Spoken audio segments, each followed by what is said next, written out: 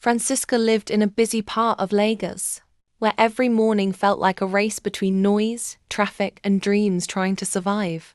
She was 16, in her final year of secondary school, and everyone around her had already decided what her future should look like. Her mother wanted nursing. Her uncle insisted on business. Her teachers kept saying, "Aim high, but be realistic." But Francisca had something different inside her stories. She didn't even know when it started. Maybe it was the nights she stayed awake listening to rain hit the zinc roof, imagining voices inside the sound.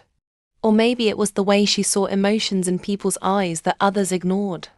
She wrote everything in an old notebook she hid inside her school bag. Poems, short stories, and sometimes full conversations she wished she had said out loud.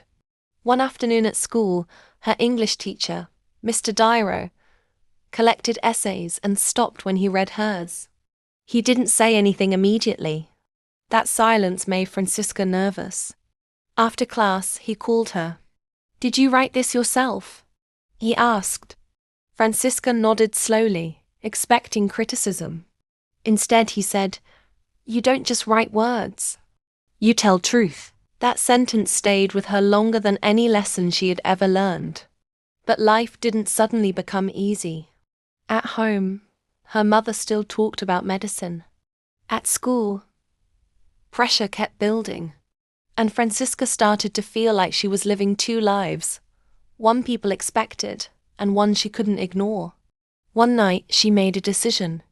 She rewrote her dream in the front page of her notebook. "I am Francisca, and I will tell stories even if my voice shakes." Years later, after exams, rejections, and small victories, Francisca stood in front of a microphone at a youth writing event in Lagos. Her hands were shaking, just like she feared.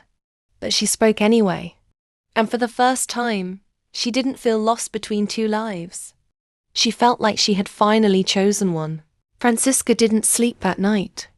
Not because of noise. She was used to the sound of buses, shouting, and generators humming through the dark, but because her mind wouldn't rest. Her teacher's words kept replaying. "You have something rare, rare." She turned on her side, staring at the cracked wall beside her bed. Her notebook was under her pillow, like always. Slowly, she pulled it out, opened to the last page she had written.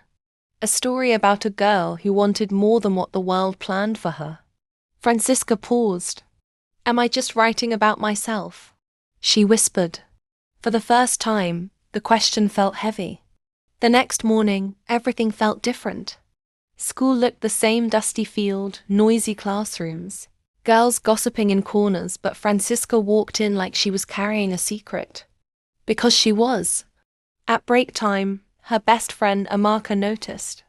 "Why you day smile like this?" she asked, nudging her. Francisca hesitated. Then, quietly, "I showed my writing to Mr. Aid." Amaka's eyes widened. "You? Show teacher your private notebook? You don't finally go mad?" Francisca laughed, but her hands tightened around her bag. "He said I'm good." "Good like how?" "Good like I should take it seriously." Amaka went silent for a moment, then leaned closer. "So what are you going to do?" That question again. Francisca looked out at the school field. Students were running, shouting, living without thinking too much about tomorrow. "I don't know," she admitted. "But I don't want to ignore it anymore." That afternoon, something unexpected happened. As she was leaving school, Mr. Aid called her. "Francisca," she turned, heart beating faster. "I've been thinking," he said, adjusting his glasses. "There's a local writing competition next month. I think you should enter." Her stomach dropped. "A competition?" "Yes, I've never." "That's the point," he interrupted gently. "You don't grow by staying comfortable." Francisca swallowed. "What if I fail?" Mr. Aid smiled slightly. "Then you'll be one step closer to getting better." That evening, Francisca sat at her small table, staring at a blank page. The house was noisy, her mother arguing with a neighbor, pots clanging in the kitchen, but for once it all faded. It was just her, And the page. Her pen hovered. Fear crept in. What if I'm not actually good? What if this is just a mistake? She almost closed the notebook. But then she remembered something. Not her teacher. Not her friend. Herself. The little moments when writing made her feel alive. That feeling was real. Slowly, she pressed the pen down and began. This time, the story felt different. It wasn't just imagination anymore. It had truth, emotion, pain, hope. Every word felt like she was stepping into who she was meant to be. Outside, the night carried on like always. But inside that small room, something had quietly started. Not just a story. A decision. Francisca didn't tell her mother about the competition. Not because she wanted to lie, but because she already knew the answer. No, that single word lived in her mother's voice even before she asked. So she kept it to herself. Days passed.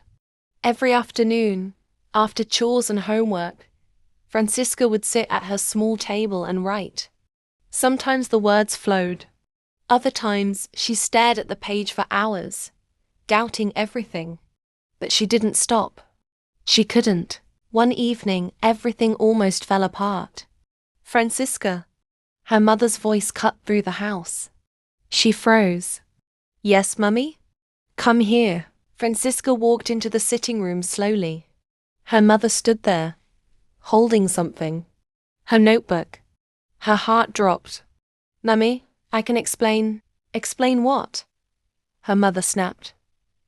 All these stories? All this writing? When you're supposed to be preparing for your exams? Francisca's throat tightened. I am preparing. This is distraction, her mother said sharply. You think writing stories will feed you? Will it put food on this table? Silence. Heavy. Painful. Francisca looked down, her fingers trembling. It's not just stories, she said softly. It's what I love. Her mother shook her head. Love doesn't build a future. Focus on something real. That word hit harder than anything else. Real. That night, Francisca didn't write. She just lay on her bed, staring into darkness. For the first time, she felt it clearly, the gap between who she was and who she was expected to be. The next day at school, she was quieter than usual. Amaka noticed immediately. Something is wrong, Francisca sighed. My mum found my notebook. Omo, Amaka winced. That one no good. She said it's not real. Amaka paused, then said something unexpected. Since when parents understand everything? Francisca looked at her. You go stop? The question hung in the air. Francisca didn't answer, because she didn't know. Then came the twist. During lunch break, a girl named Sandra walked up to her. Sandra was known for one thing, being the best in English. Always first. Always praised. I heard you're entering the writing competition, Sandra said, arms crossed. Francisca blinked. How did you?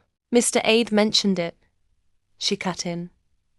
Then she smirked slightly. You! Something about the way she said it felt off. I just wanted to try, Francisca replied carefully. Sandra tilted her head. You should be careful.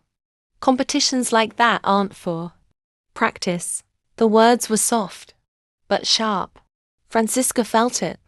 You might embarrass yourself, Sandra added, then turned and walked away. For a moment, everything went quiet. The noise of the school faded again, and doubt returned, stronger this time. That evening, Francisca opened her notebook. She read what she had written. Then she remembered her mother's voice, Sandra's words, her own fear. Slowly, she closed the book. Maybe this wasn't for her. Maybe this wasn't for her. She stood up, about to put the notebook away. But then, a small folded paper fell out. She picked it up. It was something Mr. Aide had written earlier. She opened it. Inside, just one sentence. The world will try to silence you before it ever listens. Francisca stared at it. Long, Hard. Then something changed. Not loud. Not dramatic. Just quiet strength. She went back to the table, opened her notebook again, picked up her pen. And this time, she didn't write with fear. She wrote with defiance. Because now it wasn't just about stories. It was about proving something. To them.